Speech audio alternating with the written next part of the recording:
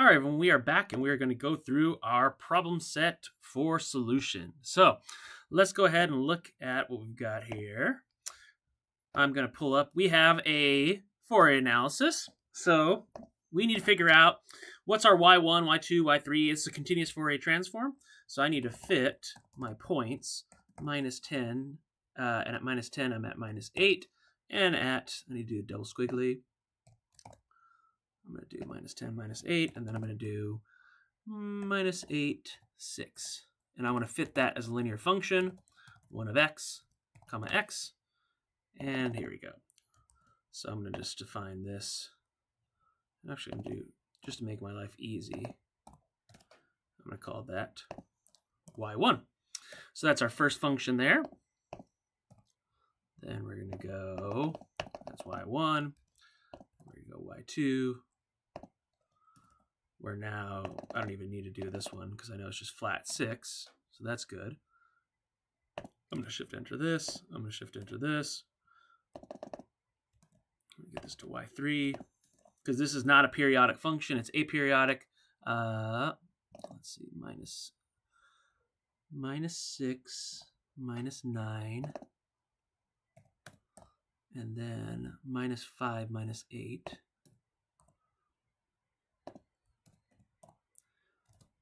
That function there. Then we're going to get y4, which is y1, 2, 3, 4, 5. Yep. Actually, let's do y5 equals 6 as well. And then fit here, it's going to be minus 5, minus 8. And I'm going to go from finish at minus 3, 6. And all this is doing, again, I want to be within those bounds because I'm going to integrate over that. So my b sub 0 is 0. My period here is 9 seconds because it is not periodic. So what we're going to do is we're going to take, and we're going to change these values. So first we went from minus 10 to minus 8. These values are important when you're doing a continuous Fourier transform. Then we're going to go from minus 8 to minus 6. And then what we're going to do here, let's do this, plus 3 plus 4 plus 5. And what we're going to do here, we're going to integrate that good function, 3, 4, and 5. And then what we're going to do, we went from minus 8 to minus 6, minus 6 to minus 5, minus 5 to minus 3, and from minus 3 to minus 1. And here we go. All right, so that'll be our a sub naught. That's our 0th order harmonic. B sub n is 0, so the magnitude will still be the same. Now we're going to take the same thing, and we're going to integrate. I'm going to pull this cosine out here. And what I'm going to do is I'm going to pull this whole big mess. I'm going to put it in here, and then I'm going to multiply everything by this. y1 times this times, actually now I'm just going to copy and paste this time.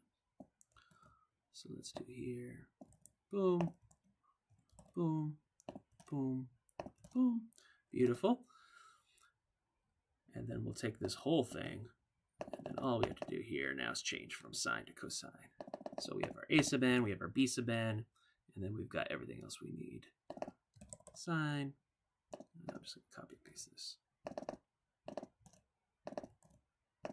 Great, fantastic. A sub n, b sub n. Now we're going to have our, so we've got everything that we need now. So now let's try to put some stuff together and let's plot our frequency spectrum because we want to do that. Frequencies and the Fourier series actually. So let's go ahead and do this. So I'm going to go ahead and say my a sub n. So we can look at our a sub n here. I'm going to do slash dot n goes to, let's just say, for example, 1, and then I could have those values. So what I want to do, I want to take, and what I'm also going to say, because we have our a sub 0 there, I'm going to want to plot actually this first value. So I'm going to list, I'm actually going to do an list, and I'm just going to say a naught. Actually, I'm going to do basically a table. Trying to think of a good way to illustrate this. So yeah, we can do this. An list, and I'm just going to say, for example, actually what I can do is this here. So for example, if I can do a discrete, or actually a continuous Fourier transform, I delta f, and I could have the length here.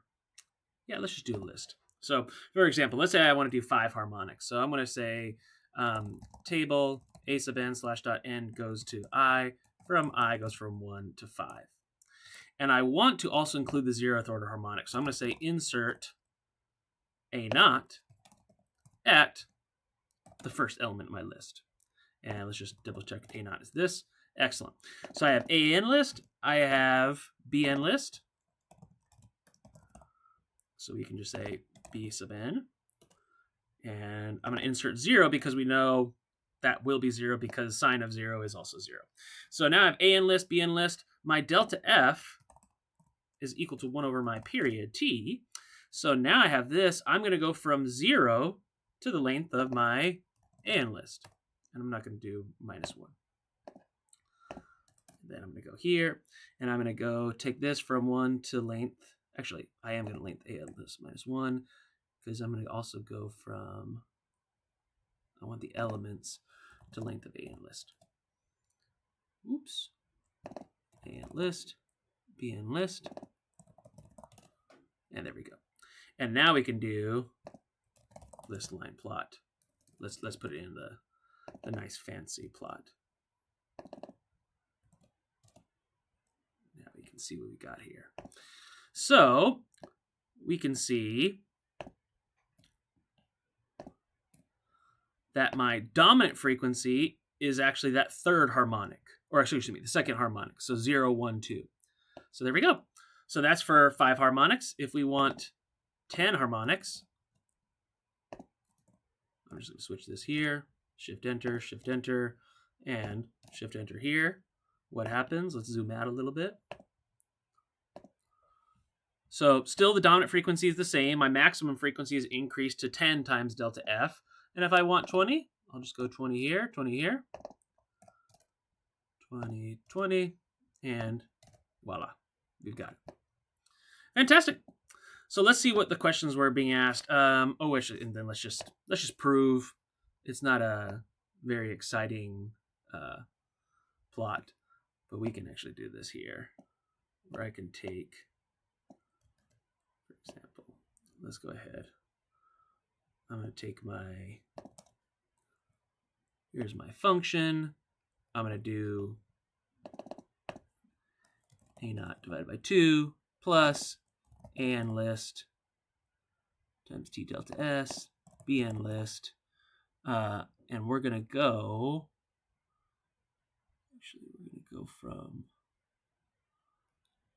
basically 2, because on my an list I don't want to include the 0th order harmonic. I'm actually already including it here.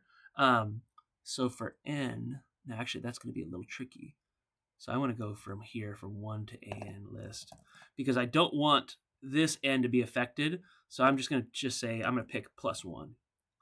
So I don't want to pick that first value there. And hopefully it should work, and it won't go to the end of my list. Yeah, that was my concern here. So let's see how we can. What I can also do is just say, actually, here's what we'll do. I'm just going to change. I'm going to say take this from 2 to minus 1, 2 to minus 1. And what that's just doing is just taking, I'm just removing that first data point there. And then I'm just going to go from 1 to the length of and list. No, I'm still going to have an issue there. Let's see how we can do this. And list, because if I do 2 to the minus 1, now we have that value here. So now what we can do, problem is if I could take this, because this will give me the 0. So actually I can just go from here to here. So we'll go from 1 to length of this. And then we'll do plot yt from, let's say, minus 10 to minus 1 from t. And then we can see our values here. Fantastic. And the approximation would get worse or better depending on our number of harmonics. Excellent. So let's go look at what we've answered. We've answered this. Fundamental frequency, we calculated it. The period, we calculate that. Our maximum frequency, we just said it's n delta f. Dominant frequency, it was always that second order harmonic. This answer, the maximum frequency will change. The dominant frequency in this particular example did not. Write out the value of the 0, 6th, and 17th order harmonics. So I can say the 0th order is just A sub 0. B sub 0 is 0. If I want A and list, what did we say? We wanted the 6th and 17th. So we can just say, because we're not picking the first one, so 7 will be 6. The end list will also be this. And then the 17th will actually be the 18th in my little list notation. And there we go. And there we go. Fantastic. Excellent. Cross this out. All right. Define the dominant frequency, maximum frequency, period, sampling frequency, etc., etc. So now we're doing discrete Fourier transform. I want to quit out everything here. And what I want to do is I'm going to go. There's a couple things we can figure out right now. My delta t is equal to 0.01. So that means my sampling frequency is 100 hertz. That means my F Nyquist, the maximum frequency, and maximum frequency is the Nyquist in a discrete Fourier transform, is going to be 50 hertz. I have 1, 2, 3, 4, 5, 6, 7, 8, 9. So big N equals 9. Period equals basically n delta t. So that's going to be equal to 0.09 seconds. I know that my F Nyquist is equal to n over 2 delta f. So we can also essentially solve for this. Delta f is equal to 1 over my period t. So 1 over 9. So we can go ahead and we can start to, the only thing that we really need to solve the rest of this problem is our dominant frequency. So to do that, we do have to perform a discrete Fourier transform. So to do that, I'm going to say that my DAT is equal to my minus 5, 5, 10, minus 5, 5, 10, minus 5, 5, 8. It is not periodic. And I'm going to say that my del t is equal to 0.01. I'm going to say that my big N is equal to 9. My period is equal to del t times big N. My delta f is equal to 1 over my period. My f sub s is equal to 1 divided by del t. And my F Nyquist, F equals f sub s divided by 2. And let's, yeah, I think that's pretty much all we need to visualize here. Good, good, good, good, good. So let's just double check some of these parameters. Delta f, good. F sub s, F Nyquist. Fantastic. So we're going to go, and what we want to do is we want to calculate this value, and we're going to go from basically 0 to delta to n over 2. We're going to do the same thing over here. So that's our b sub n, that's our a sub n. So we can find that value here. We can look at it numerically if we want. B sub n, double check the first value should be 0. We're looking good there. Good. So now we have our A sub n, we have our B sub n. Now we can plot it out. You can see here I'm starting at 0, and then here I'm starting at basically a value of 1. So we should be okay here. And when I plot out the values, you see here, we're going basically to that. That's our dominant frequency. Our maximum frequency is basically that kind of Nyquist value there. Fantastic. So there we go. That's our 33 hertz. That's our dominant frequency.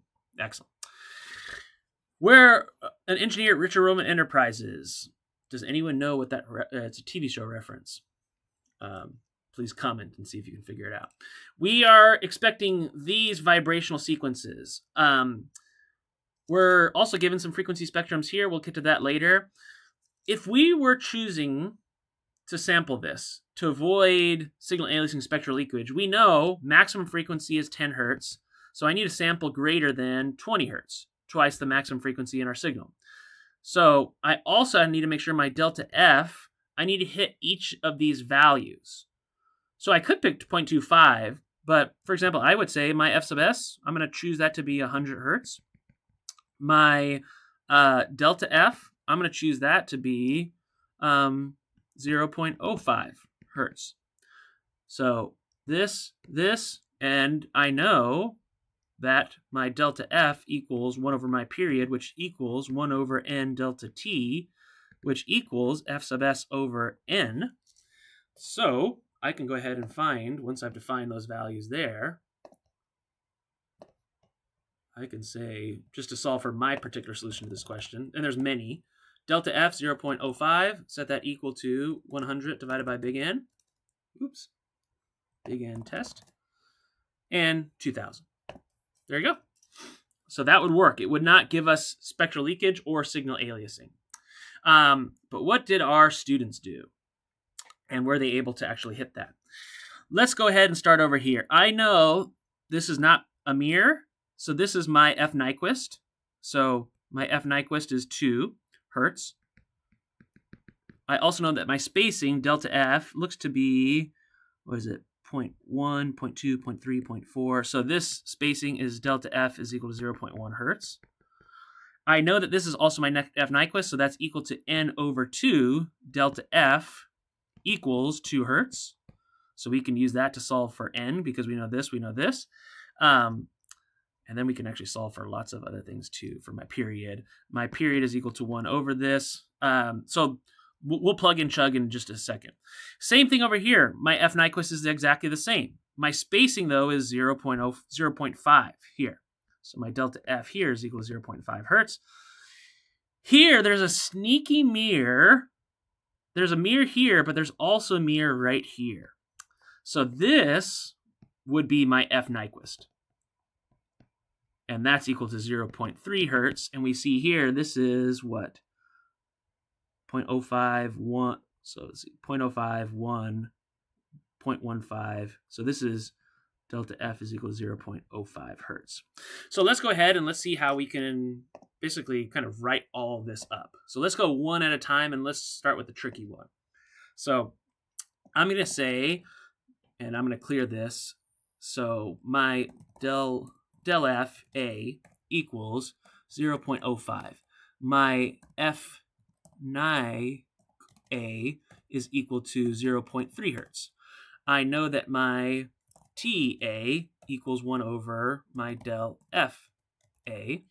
I also know that my, let's see, what else can we deduce here? I can also, let's just start to kind of leverage these. So I know this.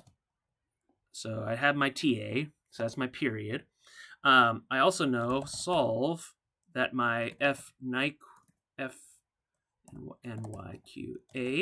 set that equal to big N test, or big NA, divided by 2 times del FA. So that will be my number of samples. So my big NA equals 12. I also know, equals 12. I also know if that's my Nyquist frequency, my sampling frequency has to be f sub s is equal to 0.6, twice that. What else are we asked for this problem? F sub s, we got it. N delta f delta t, we can get that quickly. So del t a equals 1 divided by f sub s a, or actually call this FSA. FSA, good. Delta t, period. Maximum frequency is the Nyquist frequency, so that's our F Nyquist. The dominant frequency here, this harmonic and this harmonic, because after that, it's all fake numbers or fake values. Excellent. So we've got it. So let's go ahead and let's continue. Let's continue to move forward here. So I'm going to copy and paste this whole thing now. And what I'm going to do is I'm just going to quick evaluate, and I'm going to use the same bit of code to solve for the next one. So in the next one, we said that our F Nyquist was 2 hertz. We said that our delta, that was 0.1. So the spacing for B, this is actually for B. So you can say Alt 5, oops. So I can say Alt 4, B, even though I'm just going to keep the variables the same. So 0.12, our F sub S has to be twice, 2 times F Ny Q A, and we can get the rest here. I can also solve for this. And you can double check essentially with the counts, right? So we have 12 here, and we can count 1, 2, 3, 4, 5, 6 harmonics. So 6 is equal to n over 2. We got it. We can predict this one here. 1, 2, 3, 4, 5, 6, 7, 8, 9, 10, 11, 12, 13, 14, 15, 16, 17, 18, 19, 20. This big N better be 40. So let's see. Because again, we're plotting the Nyquist frequency. There's 20 harmonics. So big N divided by 2. 40 divided by 2 should give us the 20 harmonics. And Mathematica is thinking. It's thinking. Let's see what happens. It's still thinking. But this gives you time to set up the rest of your problems. So no worries. There we go, 40, we got it. And then we can set up our delta t, delta t. I messed this up here. Thankfully, it didn't have an effect on our solution here. And there we go. We can do the same thing. I'm going to quit the kernel again. Evaluation, quit kernel.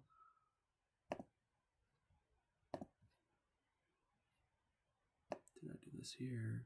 Oops. Let's see. So here, my Nyquist is 2 again. My delta F is 0.5. And then now we have this. Yeah, let's go ahead.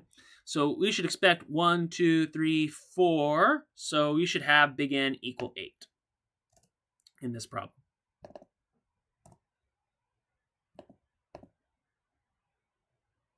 Let's see what we get.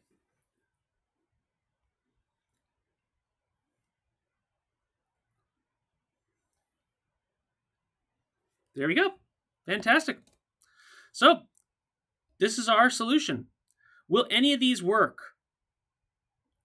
So F sub S here is what? That's our FSA. Here we're only at, basically 4 hertz. Same thing above here, 4 hertz. And then even here, that first problem, we were sampling, ooh, that's even worse. So we're not even going to get close to, if we're trying to sample, or if we're trying to avoid signal aliasing, we need to be at 20 hertz. So we're in big trouble.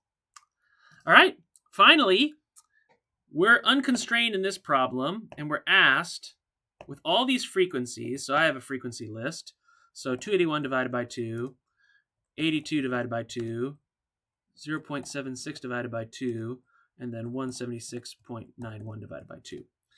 So my F max in the problem is going to be, I want to show this numerically.